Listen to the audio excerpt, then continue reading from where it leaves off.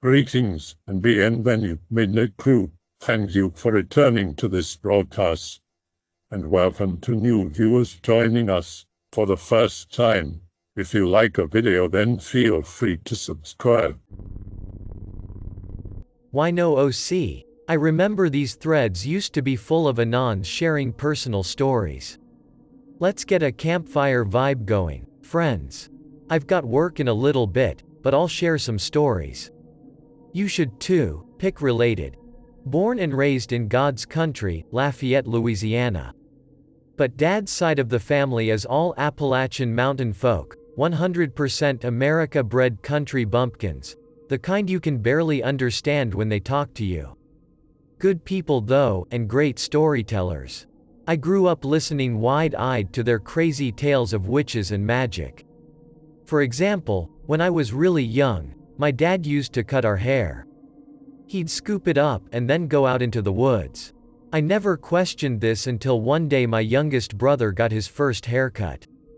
As usual, Dad did it. When he was done, he scooped up the hair like he always did. Grandpa was there at the time and he said, "Make sure to bury it," and Dad nodded and went out into the woods. I was about 10 by this point and I had never been told that Dad was burying our hair. So I asked about it and Grandpa said that witches use your hair to cast spells on you. He say you've got to go out where no one can see you and dig a hole and bury it, otherwise witches will use it to curse you. Grandpa is shocked that I've never heard that before. He asks, "Didn't your dad ever explain how to tell if a witch made a curse out of your hair?" I tell him, "No sir," and he explains that witches can put spells on bits of human hair to make a person sick, or to make them do things. Occasionally, this will result in a hairball. I'm thinking he means like the kind of hairball that a cat hawks up, but he describes it as a big tangled up wad of hair. It just appears, like out of thin air, wherever you are. Sounds dumb, but he calls my older cousin over. He was staying with us at the time. Tell Anon about the time you found a hairball. My cousin's eyes go wide. He says that one morning, he was at the breakfast table talking to his brother. They were sitting across from each other when a big wad of hair materialized out of a thin air. They watched it appear right in front of their eyes. Then it floated over like a tumbleweed towards my cousin. He jumped out of his chair. "Those witch balls can burn your skin," he told me. So he grabbed a pair of tongs and plucked it out of the air, careful not to touch it. Then he tossed it in a fire. I asked him if anything ever happened after that. He said no. I asked if he'd ever been burned by one of those hairballs and he said no, but his friend had. Apparently this friend was out on his farm one day when he heard a cow in the woods. Thinking one of his cows escaped, he went over. He followed the mooing until he came to a small clearing, but there was no cow there. Then a bunch of witch balls appeared out of thin air and encircled him. He knew what they were immediately and took off running. But he ran into a few on his way out and the next day his face and arms and neck were covered in these big burns. Looked kind of like a road rash. Grandpa told me to be careful about my hair. From then onward, I always made sure Dad buried my hair if he cut it. I know it's bullshit now, but I still do it myself. Another one from Grandpa. There's something that happens before some people die. They just called it the knocking. Before someone died, they'd hear a tapping at the front door. The tapping always stopped as soon as someone went to check on it. The next day, someone in that house would be dead. Sometimes, only the person who was about to die would hear it. But usually, multiple people would hear it. Apparently it happened to someone in my family, one of my dad's cousins. He was outside with a bunch of friend and family when they all heard someone pounding on the front door of the house. They looked over and nobody was there. They figured maybe one of the kids had gone inside and was playing around, so they got back to talking. Then the pounding started again and my dad's cousin went over to tell the kids to stop messing around. But nobody was there. He closed the door and began walking towards everybody in the yard when the knocking came again, this time quieter. My dad's cousin looked back. Nobody was there. Grandpa said everyone got spooked, because they all knew this meant a death in the family. The next day, Dad's cousin was found in his bed, dead of no apparent cause. One last one before I go. I doubt I'll be able to come back, so that will be all from me. I've got a lot of work to do today. When Dad was growing up, there was some woman named Miss Adeline or something like that, who everybody knew was a good witch. If people were sick or needed help removing a curse, they'd go to Miss Adeline. One time, Grandpa sent Dad over to Miss Adeline's house to help her chop wood. He worked up a sweat and Miss Adeline asked Dad if he'd like some milk. He said sure and followed her inside. Miss Adeline checked the fridge but there was nothing in it. I must have run out. She asks Dad to help her with something really quick, and she'll get him some milk. Miss Adeline grabs a little towel and Dad follows her outside. She has this big bundle of sticks tied up next to the house. She grabs the bundle and lays it on a stump, then covers the bundle with the towel. Can you chop these sticks for me? Dad obliges. Only when he brings the axe down the sticks don't break. Miss Adeline removes the towel and lo and behold, the bundle of sticks is fine, no damage whatsoever. Then Miss Adelina grabs a big pail and sets it at her feet. She takes that towel that she used to cover the bundle and squeezes. As she wrings it, a huge chortle of milk comes pouring out. She fills up the entire bucket, then she pours out 2 glasses of fresh milk. Dad nervously takes a sip. Then he chugs the entire thing. Dad would tell this part by exaggerating, licking his chops and rubbing his belly. It was the sweetest glass of milk I ever drank. This one is from my senior year of high school, about 10 years ago. Be me. Just starting lurking on K. I really want to go in a woods. I recently got my firearms identification card. SKS for my birthday. Fuck yeah. I invite my only has guns friend along to go camping near the Appalachian Trail. He says yes, brings a Winchester lever action in .30 to 30. The plan is to start up in the northern part of Massachusetts, follow the trail south for 3 days. We brought plenty of food and fuel, not much water, as we plan to be near rivers most of the time. My buddy bought a harmonica. From now on, I'll call him John. We get dropped off near where we want to start and start hiking. Covering pretty decent ground for the first few hours. Slow down a bit after a quick lunch, still moving along pretty well. We stopped for the night, set up our tent. I start the fire, boil the water we collected. John cooks up some of our food, plays the harmonica a bit. We're just sitting around the fire eating and talking. Bring up the fact that we haven't seen anyone all day. He shrugs it off, it's a bit shitty weather and cold, so it's not that strange. Put out the fire and we go to bed, sleeping with unloaded rifles.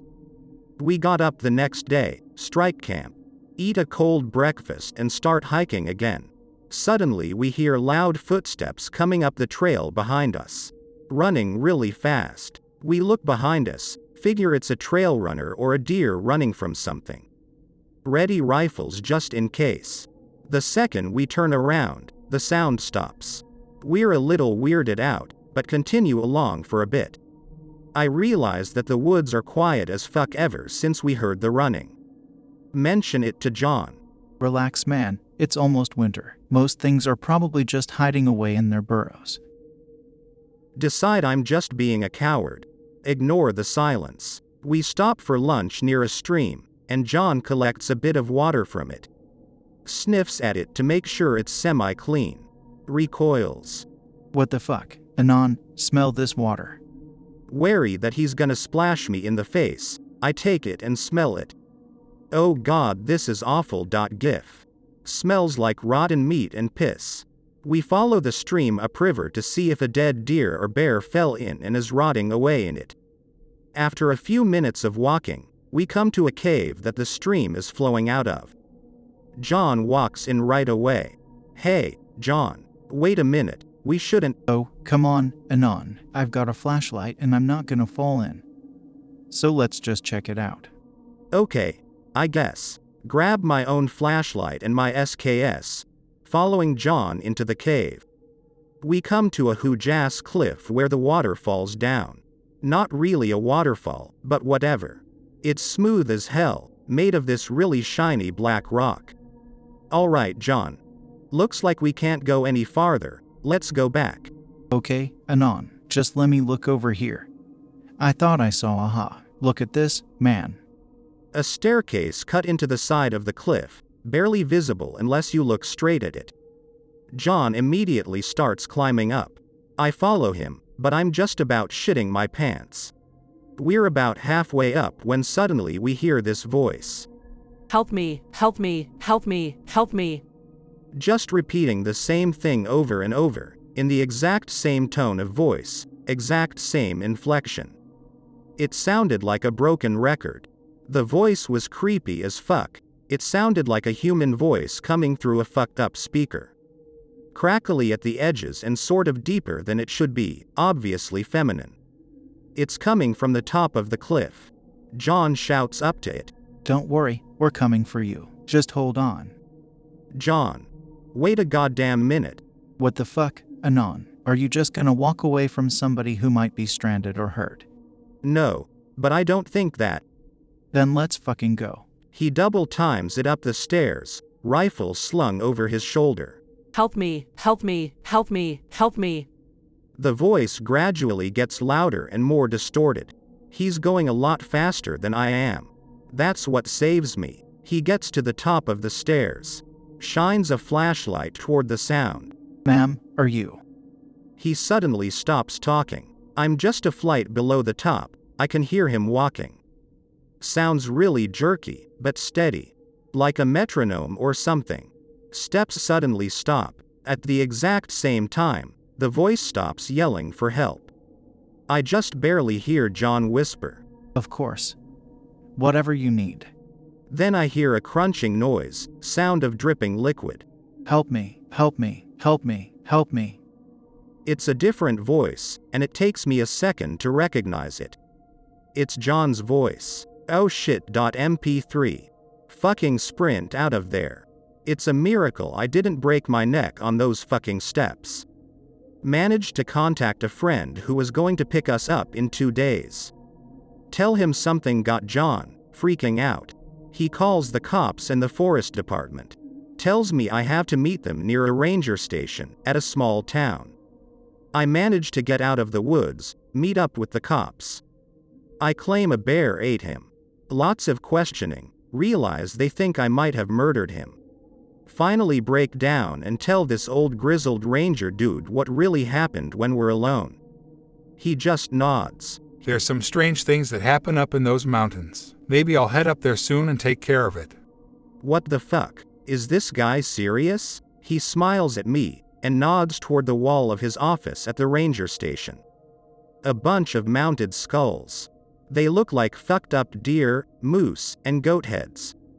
Curvy horns, long jawbones, huge ass eye sockets. Now, I'm off to go kill that bear of yours. I'll make sure them city boys know that you didn't do nothing. I'm sorry about that friend of yours. Good hunting. Thank you kindly. I still can't get over it, especially since about 2 weeks after that, the paper printed a story about an individual who wished to remain nameless, that had taken down a rabid grizzly not too far off the Appalachian Trail. Not necessarily a long story, but it still scares the hell out of me. Not the only thing I've seen in rural West Virginia, but the one that hit closest to home considering how close it was to where I live. Me, approx a few weeks ago traveling home late at night through the Appalachian Mountains. Real windy, curvy 2-lane roads. Just off the roads are thick brush or drop-offs. Nobody out here. The nearest town is an hour away or so. At this point there's not even many houses. Pass by a clearing after a tight curve. So I'm only going like 15 miles an hour because I'm getting close to home. As I'm going to see something in a field, the flash of eyes when first hit. Instinctively stop because I want to see the deer. Definitely not a deer. Bright headlights on something now as I stop. The thing looked like it was eating something on the ground before I brightened it. Long legs, medium torso. But the arms, the fucking arms were as long as the thing itself. Looked pale and hairless, with large eyes. The thing stands up fully and it's way fucking taller than anticipated. Had to be over 7 feet tall. Finally see the hands. It doesn't look like fingers, more like claws. Thing's only like 30 feet from the front of the car. Whatever it is starts fucking moving towards my car. Quick as shit. After a step or two it drops to all fours. Shitting myself as I hit the gas and get the fuck out of there. Spend the rest of the ride with one hand on the wheel and the other holding my gun. The bad thing is, this was only like 15 miles from my house.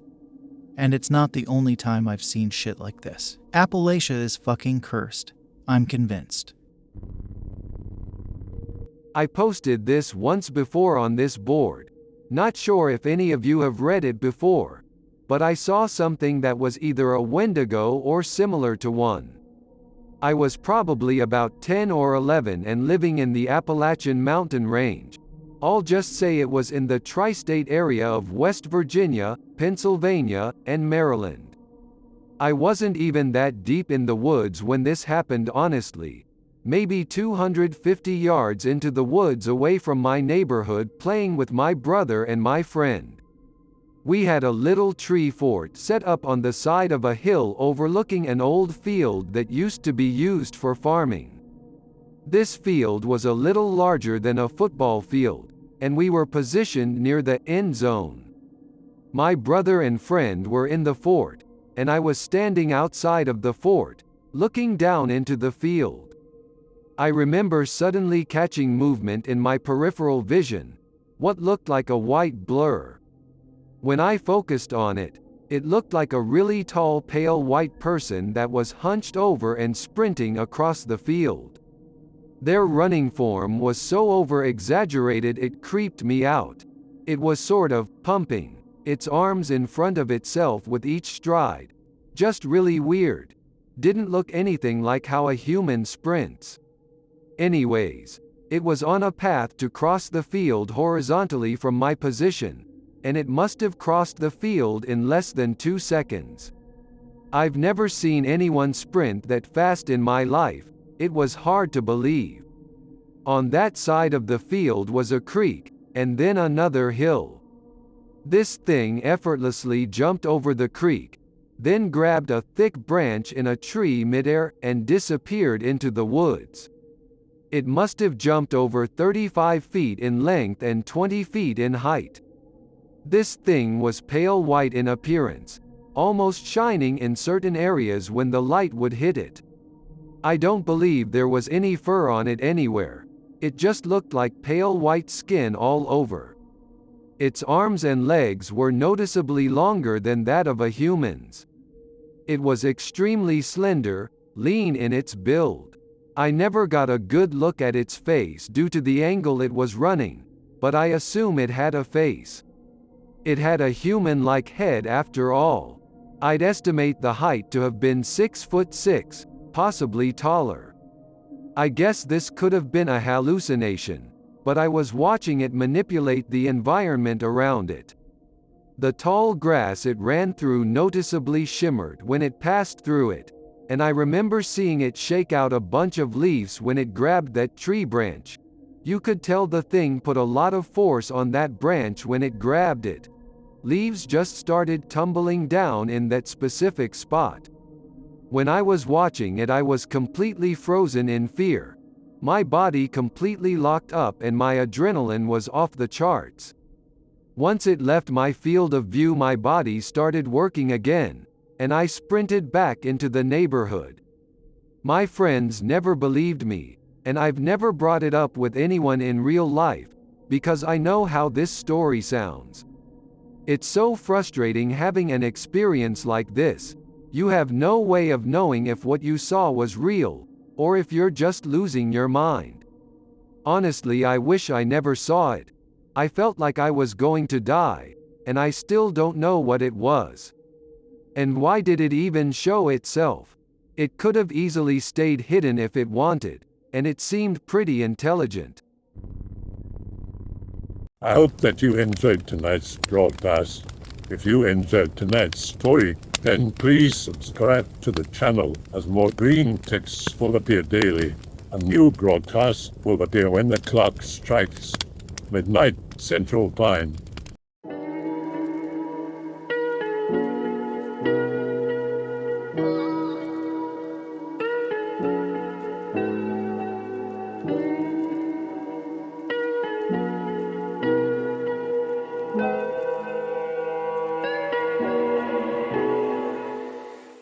Remember that all videos have been archived on the Odyssey page.